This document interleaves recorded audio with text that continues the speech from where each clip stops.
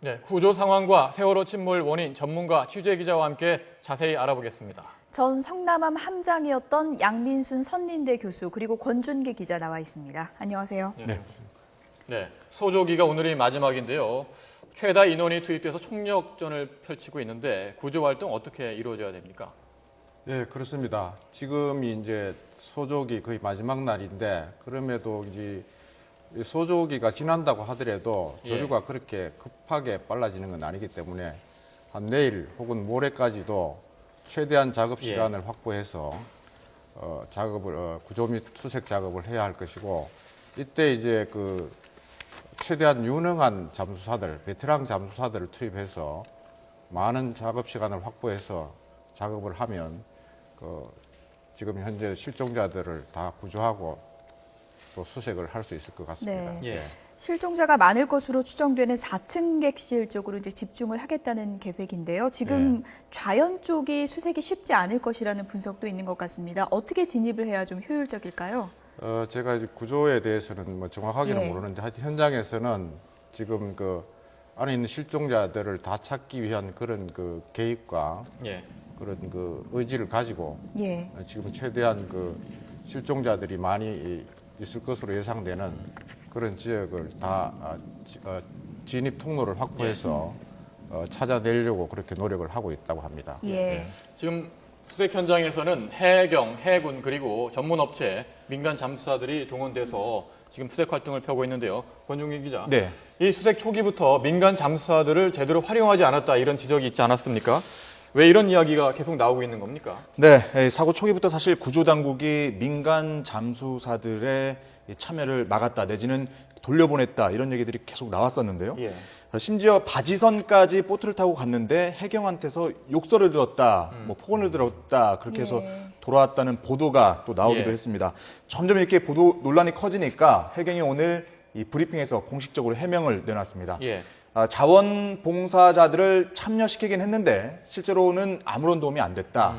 오히려 작업 속도만 더 더디게 만들었다 이렇게 얘기를 했습니다. 해경 측의 오늘 브리핑 내용을 직접 한번 들어보고 계속 얘기 이어가겠습니다.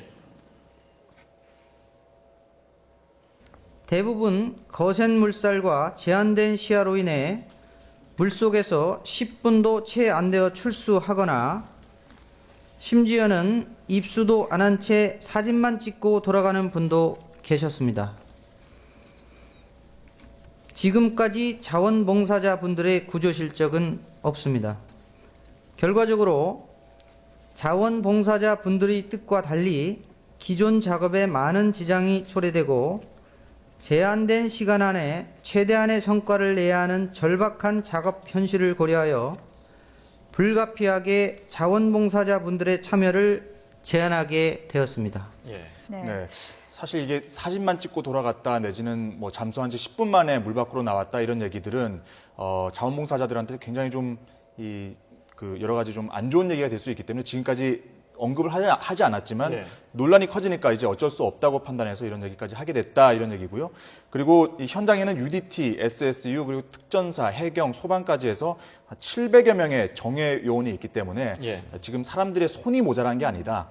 단지 여건이 워낙 안 좋기 때문에 지금 그런 거다. 뭐 이렇게 얘기를 하고 있습니다. 민간 잠수사들 어제 기자회견도 했었는데요. 지금 어떤 입장입니까? 그러니까 사실 그 해경 측의 입장을 감안하고 듣더라도 이 민간 잠수사들의 입장도 또 나름대로 있습니다. 워낙 여러 가지 부류들이 있기 때문에 그러니까 거기 그 현장에 가신 분들 가운데서는 아주 그 초급적인 잠수사들도 있을 테고요. 그리고 실제로 굉장히 베테랑 잠수사들, 심지어는 생업으로 잠수를 하시는 분들도 있는 걸로 지금 얘기가 나오고 있습니다. 그러니까 특히 그 수중에서 토목 작업이나 케이블 작업 하시는 분들은 뭐 이런 일들이 20, 30년 동안 하신 분들은 이런 구조 작업에도 충분히 자신이 있다 이렇게 얘기를 하고 있거든요. 실제로 UDT 동지에 그러니까 UDT를 전역하신 분들 가운데서 공개적으로 이제 해경에 불만을 표시하는 목소리가 나오기 시작했습니다. 특히 UDT 동지회는 사고 바로 다음 날 현장에 이 회원들 민간 잠수사들을 보냈는데 해경이 받아들이지 않았다 이렇게 주장을 하고 있습니다.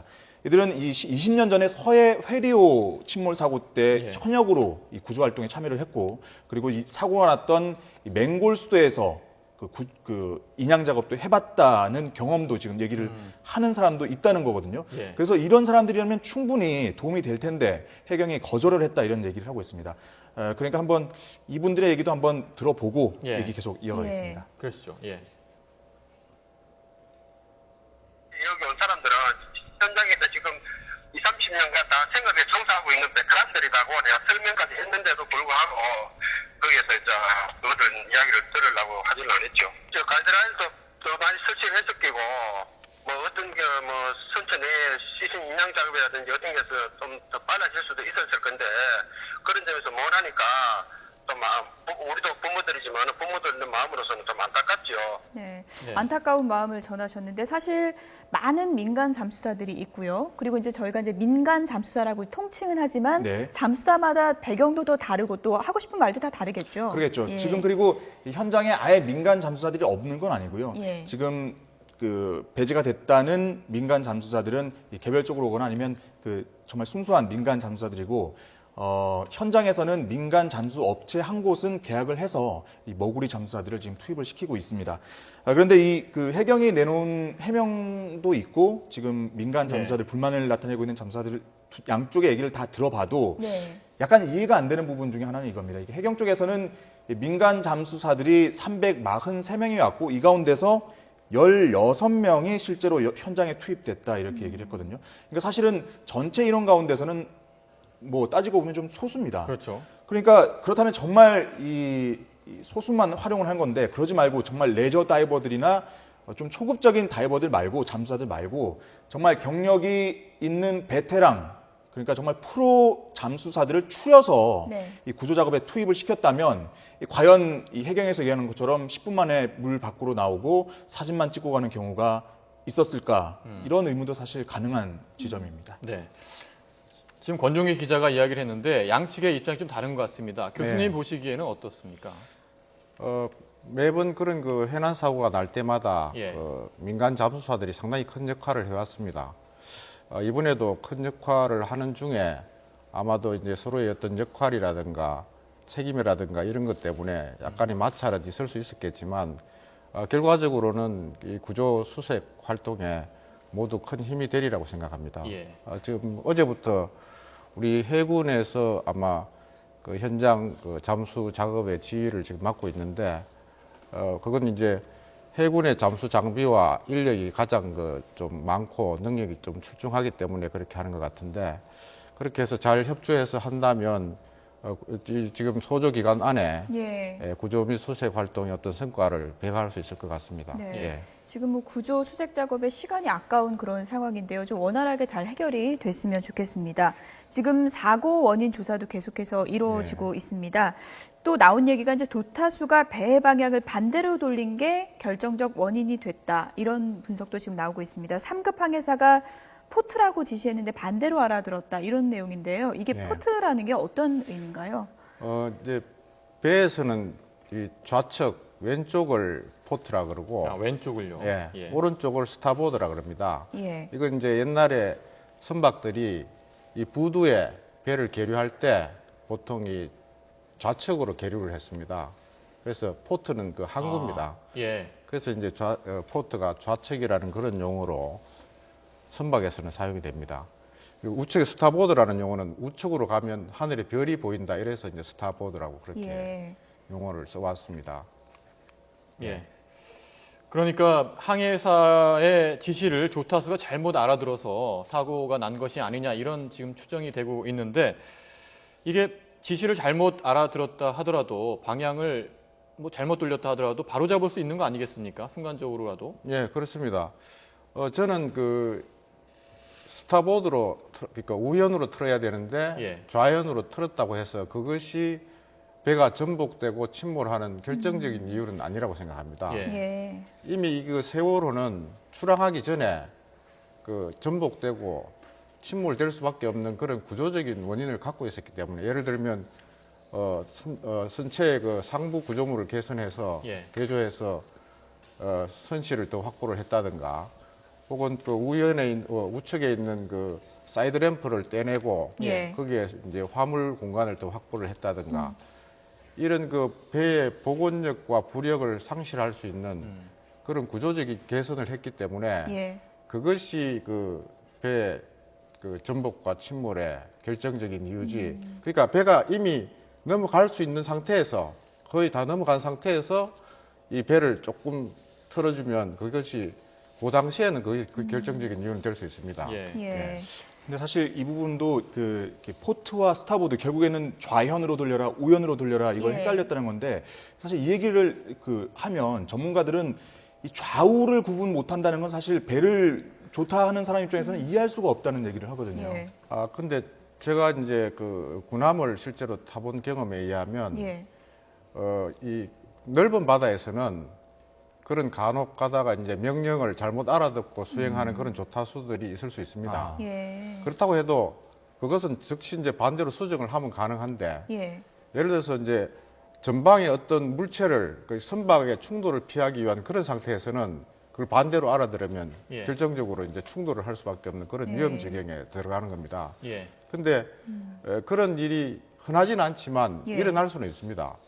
그것으로 인해서 배가 전복되고 침몰하는 결정적인 이유는 될 수 없다는 겁니다. 근본적으로는 예. 예, 말씀하시죠. 예. 근본적으로는 이제 복원력이 떨어졌기 때문에 사고의 결정적인 원인이 됐다고 보시는 건가요? 증축이 그렇죠. 가장 큰 복원력과 원인인가요? 부력을 예. 상실할 수 있도록 그 정축을 하고 상부 구조물을 개선해서 무게 중심이 위로 올라가고 그리고 이제 배에 화물을 많이 실으면 부력이 떨어지지 않습니까?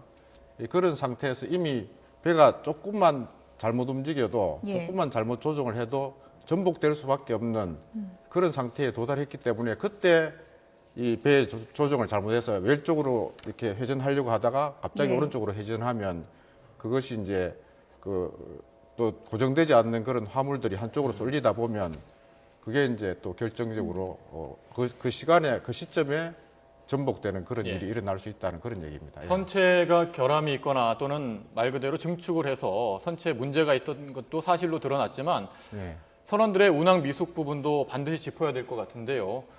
맹걸 수도 같이 조류가 센 지역에 갈 때는 좀 더 주의를 기울여야 될 것 같고 더구나 진도 VTS하고 교신을 했던 그 선원이 견습 1등 항해사 이렇게 알려져 있거든요. 예. 견습 항해사 어떤 뭐 지위에 있는 겁니까? 물론 이제 선박에 구조적인 문제가 있다 하더라도 예. 선박 운항을 또 책임지는 선장과 승조원들의 입장에서는 운항을 잘 주의 깊게 살펴서 해야 되는 건 당연한 얘기입니다. 예. 근데 지금 그 견습 운항생이 누군지 제가 예. 정확하게는 모르겠는데 통상적으로 배에서는 견습이라는 그런 용어를 붙이는 것은 그 학생들이 배에서 이제 실습을 할 때 견습이라는 그런 용어를 쓰는데 예. 지금 거기에 나온 견습 항해사라는 의미는 아마도 그 항해사가 교대하는 기간에 중복 근무하는 그런 기간이 아니었나 그렇게 생각합니다. 예. 예. 속보가 들어왔는데요. 이번 세월호 침몰 사고를 수사하고 있는 합동수사본부가 예. 선박직 선원 4명도 피해자 신분으로 전환해서 수사를 하고 있습니다. 그러니까 이번 세월호 사고와 관련된 선박직 선원은 모두 15명인데 7명은 이미 구속이 됐고 4명은 영장 실질 심사를 받았고요. 예. 4명도 현재 피해자 신분으로 조사를 받겠다고 밝혔습니다. 네, 그리고 청해진 해운의 오하마나호, 그 세월호와 쌍둥이 선박으로 불렸죠. 오하마나호를 압수수색 중이라는 속보입니다. 오하마나호, 세월호와 마찬가지로 증축이 됐다는 의혹이 불거졌었는데요. 세월호와 쌍둥이 선박으로 불렸던 청해진 해운의 오하마나호도 압수수색을 벌이고 있다는 속보가 들어왔습니다. 네, 이렇게 되면 선박직 직원 15명 모두가 형사처벌을 받게 될 것으로 전망됩니다. 네, 추가 소식 들어오는 대로 예, 전해드리겠습니다. 권중기 기자, 네. 수사 상황에 대해서 좀 더 짚어볼까요? 네. 예, 지금 수사가 선원에 대한 수사도 있고 청해진 해운의 실소유주인 유병원 회장 일가의 개입이나 경영 개입이나 재산 축적 과정에 대한 수사도 진행되고 있죠. 그렇습니다. 지금 어제 17군데 그러니까 그 실소유주 일가라고 지금 알려지고 있는데 예. 유병원 회장 일가와 관련 업체에 대한 압수수색이 17군데에서 이루어졌고요. 현금 거래 계좌를 한 40여 개 확보한 것으로 알려지고 있습니다. 가장 중요한 것은 이 유병원 회장 일가가 청해진 해운 경영에 관여를 했느냐 이걸 밝혀내는 부분인데요. 왜냐하면 단순히 지분만 갖고 있다고 해서 책임을 물을 수는 없기 때문입니다. 그래서 지금 이 검찰에서는 유병헌 회장이 이 오대양 사건 이후에 이 실제로는 지분도 안 갖고 있고 부동산도 없고 결제도 하지 않았지만 실제로 유병헌 회장 일가가 이 청해진 해운에 영향력을 행사했을 것이다 이렇게 보고 수사를 하고 있는데요. 예.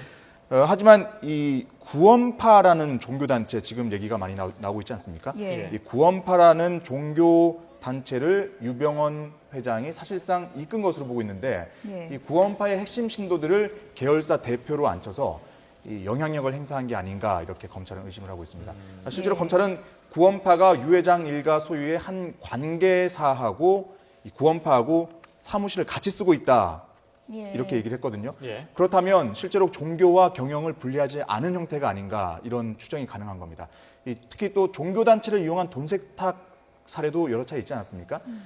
구원파 신도들의 헌금과 또 사채를 사업 자금으로 쓴 게 아닌가 이렇게 또 의심되는 대목이기도 네, 합니다. 뭐 사무실 같이 쓴다 이런 지금 대목까지 나왔는데 그렇습니다. 궁금한 것이 이제 구원파와 청해진 해운 그 연관성이 지금 어느 정도까지 입증이 된 건가요? 지금 현재 청해진 해운과 구원파가 직접적인 연관이 있느냐 없느냐 이것까지는 아직 예. 직접적인 연관은 아니지만 유병헌 회장이 얼굴 없는 억만장자 사진 작가로 활동하지 않았습니까? 근데 이 청해진 해운을 보게 되면 이 청해진 해운이 이 사진 작품을 판매하는 이 헤마토센트릭 라이프라는 업체를 이 청해진 해운의 지분을 갖고 있는 청해지라는 조선업체가 예. 작년에 인수를 했습니다. 예. 그렇기도 했고요. 그리고 실제로 청해진 해운도 수억 원의 출자를 이 헤마토센트릭 라이프라는 업체에 했습니다. 그러니까 이 얘기는 뭐냐면 유병헌 회장의 작품 활동, 사진 활동을 청해진 해운이 여러 가지로 도운 게 아니냐. 그러니까 실제로 유병헌 회장의 활동 터전이 됐던 게 아니냐 이런 의심들을 하고 있는 거거든요. 따라서 유 회장 일가가 청해진 해운의 경영을 사실상 좌우지우지했다는 이런 예. 이 정황으로도 이해가 되는 겁니다. 예. 검찰은 이 밖에도 유 회장 일가가 갖고 있는 국내외 부동산도 파악하고 있고요. 이 은닉 재산이 없는지도 보고 있습니다. 나중에 결국에는 이 수사가 끝났을 때 예. 배상 책임 또 구상권 소송이 났을 때 이 책임을 물리기 위해서는 이 유병헌 회장의 숨겨진 재산도 찾아야 된다고 지금 판단을 네. 하고 있습니다. 예. 지금 수사 속보가 계속해서 전해지고 있는데요. 속보 몇 가지 더 예. 전해드리겠습니다. 사고 원인과 관련해서 과도하게 오른쪽 우현으로 급선해야 했다. 네. 이런 것이 사고 원인 중에 하나로 지금 밝혀졌고요. 네, 그리고 두 번째로는 화물 적재 잘못이 지적이 됐습니다. 네. 그러니까 화물을 적재할 때 정확하게 규정에 따르지 않아서 규정을 지키지 않았기 때문에 배가 오른쪽으로 돌아갈 때 갑자기 화물이 쏠렸다. 이렇게 볼 수 있고요. 네. 마지막으로는 복원력이 약화됐다. 이것이 사고 원인의 하나로 지금 분석이 되고 있습니다. 네. 권준기 기자, 네. 지금 세 가지입니다. 그렇죠. 우연급선의 화물 적재상 잘못, 그리고 네. 복원력 약화. 지금까지 계속 거론됐던 문제점이죠. 그렇습니다. 지금까지 계속 예. 지적이 됐던 부분이고요. 특히 급변침, 그러니까 지금 방향 우연 쪽으로 갑자기 틀었다는 얘기는 어제 그 우리 사회부의 안윤학 기자 보도 중에 보면은 이 조타기가 고장이 예. 나서 이 수리를 의뢰했는데도 불구하고 이루어지지 않고 나갔다는 거거든요. 이 수리를 그러니까 청해진 해운 측에 조타기에 문제가 있으니 수리를 해달라 이렇게 얘기를 했는데 이 수리는 이루어진 흔적이 없는 겁니다. 그래서 선체에 문제가 있는 걸 알면서도 무례한 운항을 했다는 정황인 거고요. 예. 그리고 또 한 가지 화물 적재 같은 경우에도 여러 차례 지적이 됐었죠. 예. 실제로 과적이 이루어졌다는 얘기도 계속 나왔었고요. 그리고 무게 균형을 제대로 안 맞추고 나왔을 것이다. 이거는 이 화물을 다 실은 거의 직후에 출항하지 예. 않았습니까? 이런 부분을 봤을 때 화물 균형 그리고 또 한 가지 뭐냐면 이 최원석 기자가 보도했던 부분을 보면 이 실제로는 그 쇠봉과 쇠줄로 엮어야 되는데 예. 밧줄로 고정을 했다는 거거든요. 이랬기 때문에 화물이 고정이 안 됐다라는 얘기고 예. 또 한 가지 복원력 부분도 끊임없이 지적이 됐던 부분입니다. 특히 이 지금 구속된 선원의 변호인 측 얘기를 들어보면요, 이 새롭게 나온 얘기인데 오늘부터 나왔던 얘기인데 그러니까 사고 조난 신고가 났던 20분 전부터 이 뭔가 선체에 이상이 있었다. 예. 그래서 평형수 탱크를 조정을 했는데 이게 말을 듣지 않았다라는 얘기를 하고 있거든요. 그러니까 결국에는 평형수 탱크에 문제가 있었다는 거는 복원력을 갖지 못했다. 그러니까 그 위급 상황에 제대로 이 배가 기울 때 바로 세워야 되는데 이 복원력을 갖지 못했다는 거는 평형수 탱크하고 직접적인 연관이 있지 않느냐 이런 얘기도 좀 나오고 예. 있습니다. 교수님, 네. 평형수 이야기를 지금 권 기자가 했는데 네. 배에서 평형수라는 것이 균형을 잡아준 역할을 하는 겁니까? 평형수의 그 탱크의 위치가 배의 가장 낮은 부분에 있습니다. 그러니까 오뚜기가 제일 밑에 그 무게 중심을 두기 때문에 예. 다시 일어날 수 있는 것처럼 평형수를 채운다면 배의 복원력에 훨씬 그 도움을 줄 수가 있는 겁니다. 예. 그러니까 지금 정리를 좀 해보자면은 조타수가 고장이 난 것 같은데 제대로 수리를 하지 않은 채 운항을 무리하게 한 거고 규정을 지키지 않고 화물을 적재하고 그러다 보니까 맹골 수도 같이 조류가 센 지역에서 갑자기 회전을 하다가 이렇게 한쪽으로 쏠려서 예. 사고가 난 것으로 현재 분석이 되고 있지 않습니까? 네. 예. 또 이 우연으로 갑자기 그 방향을 틀었다는 얘기는 실제로 교수님 말씀대로 이 조타수가 그 항해사는 좌연으로 예. 틀라고 했는데 결국 우연으로 틀었다는 얘기가 되는 거겠죠. 아, 네, 그렇군요. 그렇습니다. 예. 예. 네. 현재 사고 원인 다시 한번 전해드리면 과도한 우연 급선회 그리고 화물 적재상의 잘못, 복원력 약화가 지금 수사본부가 밝힌 내용인데요. 13명의 전문가가 참여해서 시뮬레이션을 통해서 이 사고 원인을 규명할 예정이라는 내용이 추가로 들어왔습니다. 네, 또 복원력 약화를 계속해서 지금 지적을 해주셨는데요. 예. 복원력 약화에 뭐 여러 가지 요인이 있겠지만 가장 결정적인 요인은 어떤 부분이라고 보십니까? 네, 쉽게 보면 복원력 약화는 무게 중심이 위로 올라가는 게 가장 큰 원인이 될 수 있습니다. 예. 예.